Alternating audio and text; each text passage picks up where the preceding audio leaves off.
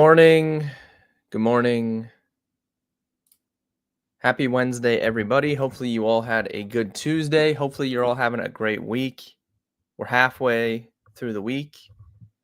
We have some NBA basketball tonight. We're going to recap yesterday a little bit. We've got NBA tonight, no football really. We've got college football conference championships this weekend, so we can talk about that a little bit as well. Oh, Matt, hope you're having a good day at work. Hope everything is good. Appreciate you tuning in. Matt, we got to get you on the stream this weekend, man. We got to get Matt on the stream. We got to get back dialed in. I mean, I had some decent DFS teams last weekend, but it just hits different when we get Mig the Tig on the stream. So we're gonna have to get Matt in here on the weekend. I also have SportWise pulled up. This is our power rankings. I made a TikTok about this yesterday, so we could talk about this a little bit. Thought it was pretty interesting, the formula that I came up with Steve that kind of ranked the teams. I mean, Buffalo and Detroit being 1 and 2 is no surprise at all. Thought it was pretty interesting. The Chargers are third, but they haven't really played anyone. Like, I don't know how to adjust this right now for strength of schedule. I think that would be a good next step because the Chargers have not played anyone. I think the Chargers are a good team, but they haven't played anyone. They just played the Falcons, and they should not have won that game. They got outgained pretty heavily, yards per play. So I think the Chargers are good, but being third overall in the power ranking, a little noisy.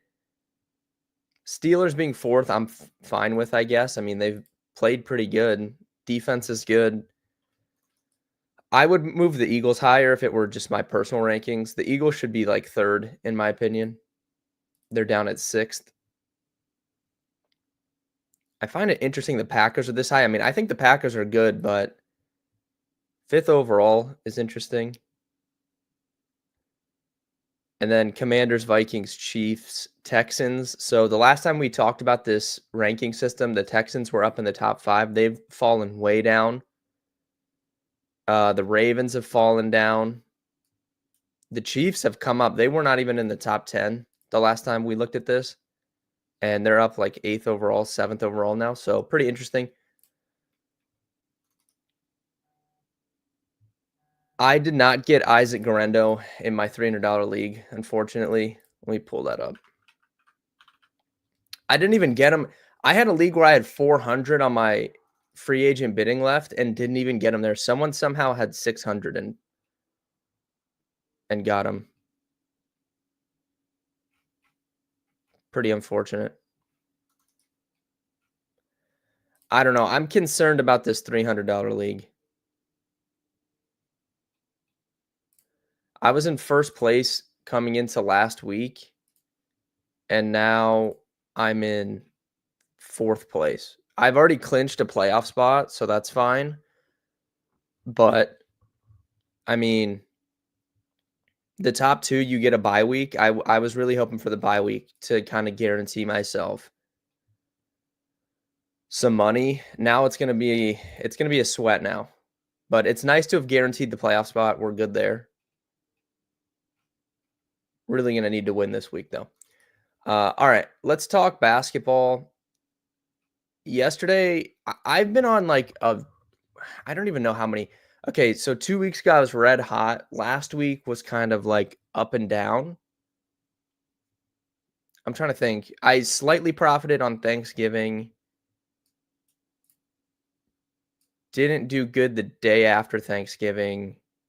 Slightly profited on college football Saturday. Should have been way bigger. Vandy was up 14-0, and then they were up, I think, 17-3, and couldn't cover 10.5. So that was bad. But that was some slight profit. Sunday, I can't remember, and then this week has been terrible. I mean, yesterday, there was blowouts in every NBA game.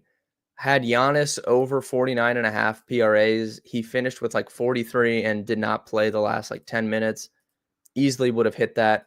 Same thing with Cade. I had Cade over 38.5 PRAs in that game, and he finished with, like, 32, did not play really the last, like, 8 minutes.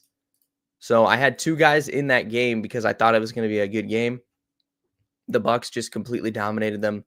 Blowout, lost both those plays. I liked Isaiah Hartenstein last night. Somehow played his worst game of the entire season. Only didn't play very many minutes either. There was a blowout there, so that was unfortunate. And then the just salt in the wound, Hornets plus 4.5. They're down by 1 with 30 seconds left and lose by 6. So yeah, just an absolutely terrible betting night last night. Somehow need to get back on the saddle here. We need to get hot again. I will say though, and I've told this to someone that I was talking to this morning. I think I said this on the stream on Sunday. I can't remember. Last year, when I was doing my review a couple weeks ago of betting, last year my best week of betting of the entire season was the last week of December. I profited 30 units on the last week of December, and it's from once these bowl games get announced after this weekend. If you can stay ahead of opt-outs, you can have a lot of success betting college football bowl games. So I think that in general, it's harder to handicap college football for the regular season, especially early on in the season, than ever before because of how many people change teams and just kind of like unknown factors. So that kind of creates difficulty. But if you can stay ahead of these guys opting out, which I was able to last year, I think that's the biggest edge left in any realm of sports betting. Melissa, how you doing? Hopefully you're having a good day. So I'm going to try and like tweet some information out, but obviously I'll be, we'll be talking about it on the stream and I'll be giving out plays. But yeah, last week of December was a 30 unit profit week for me. Absolutely smashed these bowl games. And I think it's going to be the same thing. I remember last year, I'd have to go back and check, but off the top of my head, that we would get crazy line movement on these games. I'm pretty sure like there was like a couple times that we were taking +5, +6 on these teams, and then they would close at like -5 or -6. Like just absolutely insane live movement if you can stay ahead of the opt-outs. So we'll see coming up in the next few weeks. Hopefully we can heat up in terms of the bets. The touchdown picks have been hitting, but everything else has just been, I mean, there's nothing you can do when every NBA game blows out last night, but it was just super unfortunate. As for conference championship weekend, I made a video yesterday and we were kind of looking at the playoff. The playoff bracket is set. People are upset that Bama's going to get in and not really sure why. I mean, South Carolina, like Alabama beat South Carolina, so I don't really know why anyone would say South Carolina should have gotten the playoff over Alabama. And then if you want to make the case for Ole Miss, because they, you can argue that, but I think it was just pretty clear Alabama all along was going to be that 12th team.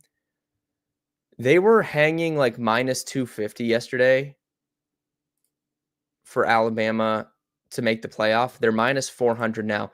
In all actuality, we probably should have bet that -260 like extremely heavily, even though it was juiced.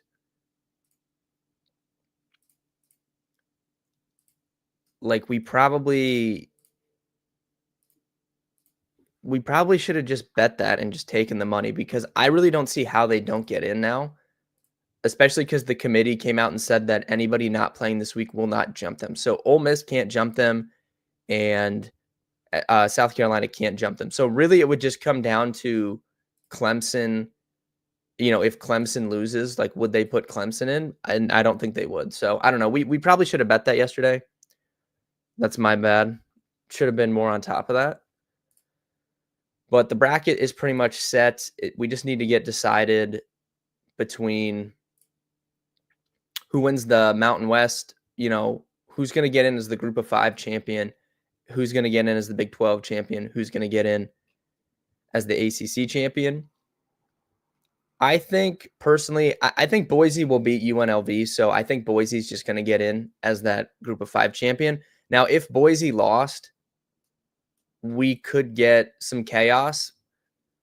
Like, if Boise lost, an Army won or something, we could maybe get some chaos, but I think it's pretty set. Boise's probably going to win that game.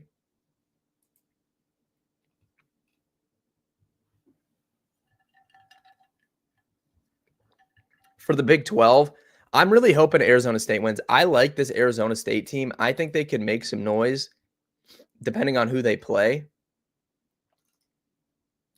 I think they're a little bit underrated. I mean, they're ranked 12th, but I think they've been underrated for the last few weeks. They're minus 2.5 against Iowa State. So I don't know. I'll probably be betting them in that game. We'll see. I'll think about it. I haven't really thought through what I want to bet for these games this weekend, but that's one of the other key points we'll be watching. And then Clemson, SMU. SMU's been on fire. I've been really high on them all season. I'm pretty sure I have somewhere a ticket on them to make the playoff from the preseason. So I'm kind of excited for that. I probably should hedge that a little bit,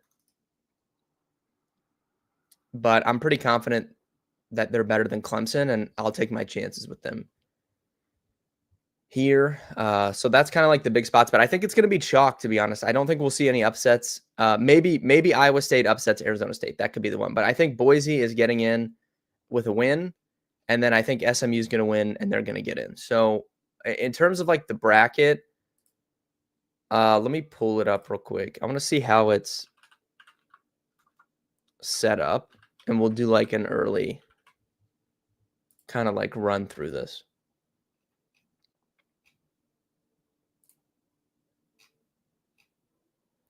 Okay, so assuming all these teams win and it breaks in how it's supposed to right now, we have Oregon with the number 1 seed. So I guess the only thing that could flip-flop there would be, I don't know. We don't need to think through that. Oregon as the number 1 seed, Texas as the number 2 seed, SMU as the number 3, and then Boise as the number 4 because of the, highest ranked conference champions. Then we have Penn State at 5, Notre Dame at 6, Georgia at 7, Ohio State at 8, Tennessee at 9, Indiana at 10, Alabama at 11, and Arizona State at 12. So who I would take in these games right now, I would take Georgia over Indiana. Georgia over Indiana would, depending, like, obviously we don't know the spreads of these, and I don't have a system pulled up right now that can predict the spread, but Georgia over Indiana would be a pretty heavy bet, I think, for me. Indiana played nobody all season except for Ohio State, and they got absolutely destroyed. Georgia's like on the level of, Ohio State. And you can handicap for like Ryan Day. Ryan Day is a coward, but he's like especially a coward against Michigan, right? Like those things don't, for whatever reason, that doesn't get amplified in other games. So I actually think Ohio State will play better in the playoff than they did against Michigan because they're not playing Michigan. These are like things that like you just can't account for, but for whatever reason, he just shrivels up against Michigan every single year. So I would probably take them over Tennessee. Nico has really not played good against good competition this year. So I would take Ohio State over Tennessee, and then we would get a rematch of Ohio State versus Oregon. I would take Georgia over Indiana. and we would get a rematch for the third time of Georgia versus Texas because they're going to play again this weekend.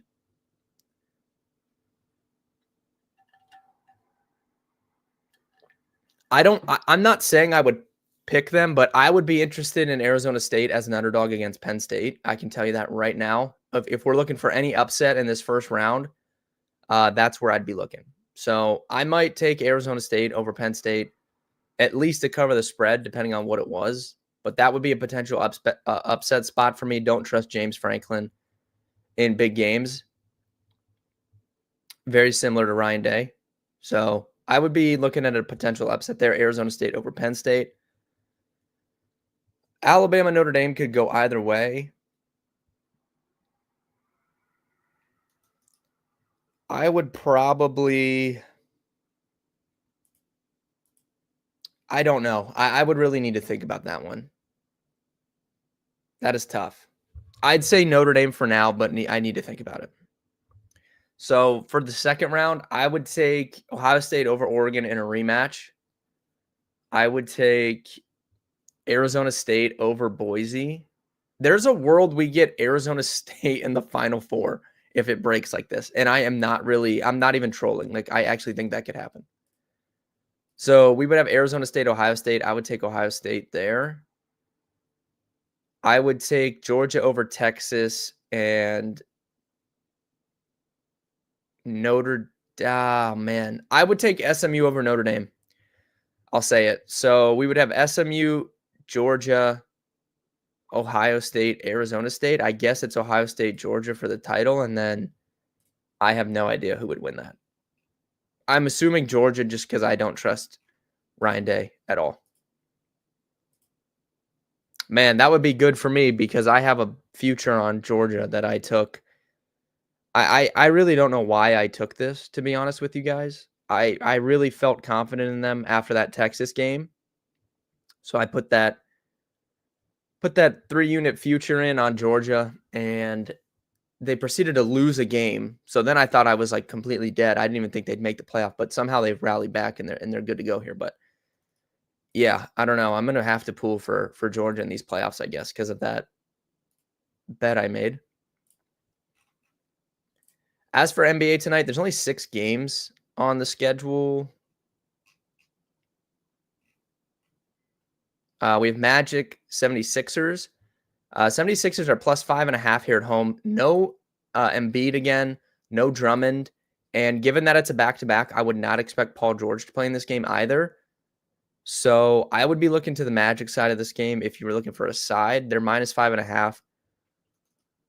I would be looking towards them. Pistons and Celtics, again, back-to-back here for the Pistons. They're on a back-to-back. They're 14.5-point underdogs in Boston.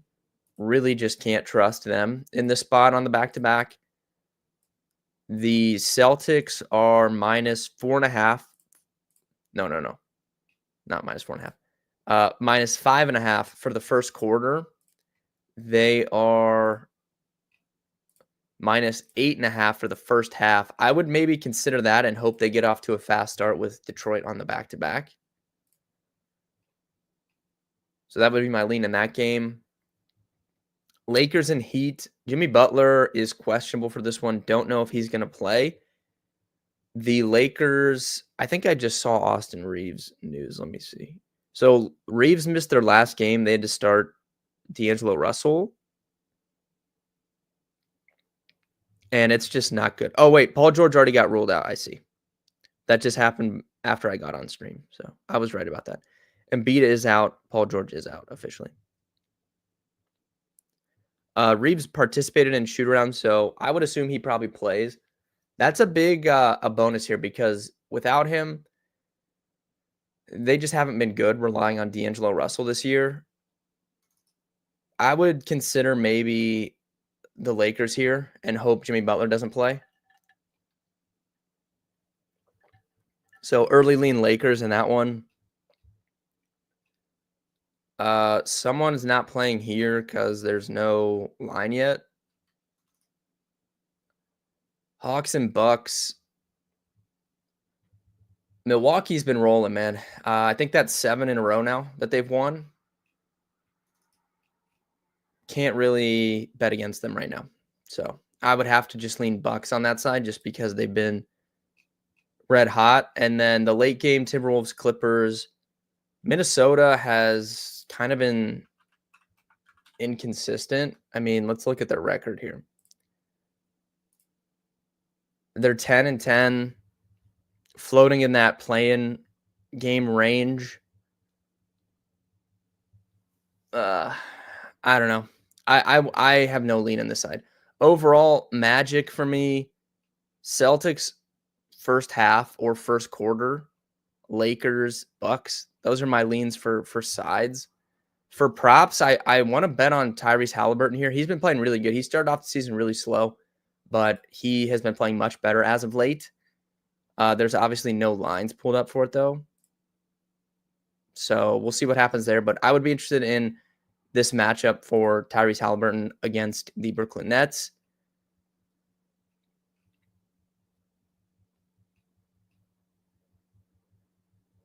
I would be interested in Jaquez for the Heat if Jimmy Butler's out. So we'll have to wait on that news.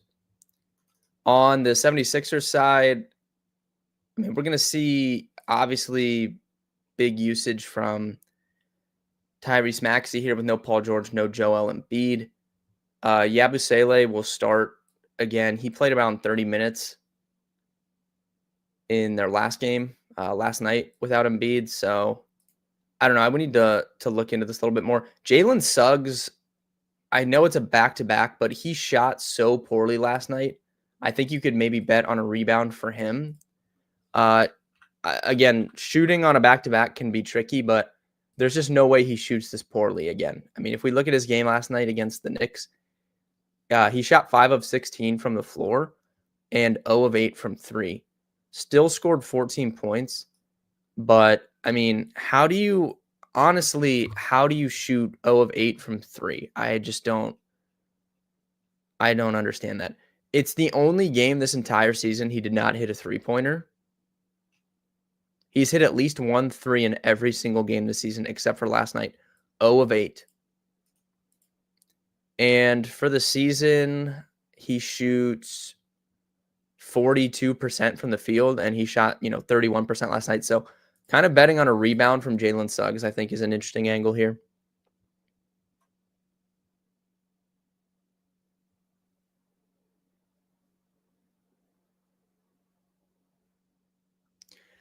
But yeah, overall, I'm interested in the Bucks for sure here, -4 against the Hawks. That looks like a pretty good bet to me. I am interested in the Magic, even though it is a back-to-back for both those teams. But I mean, dude, no Embiid, no PG against a pretty good defensive team. Kind of struggling to see how they would fare. And then we'll see on Celtics first half, and then Lakers. We'll see. I don't know.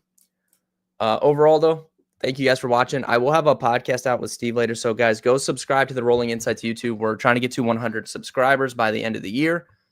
Go subscribe there. I'll have a podcast out later today talking, I don't know, we just talk about sports in general. So go check that out. I'll have a blog post out later today as well. And then obviously, bets and stuff later on tonight. Good luck with all your bets tonight. Good luck if you're playing any season long tonight. And we'll be back tomorrow at 11 a.m. to preview Thursday Night Football.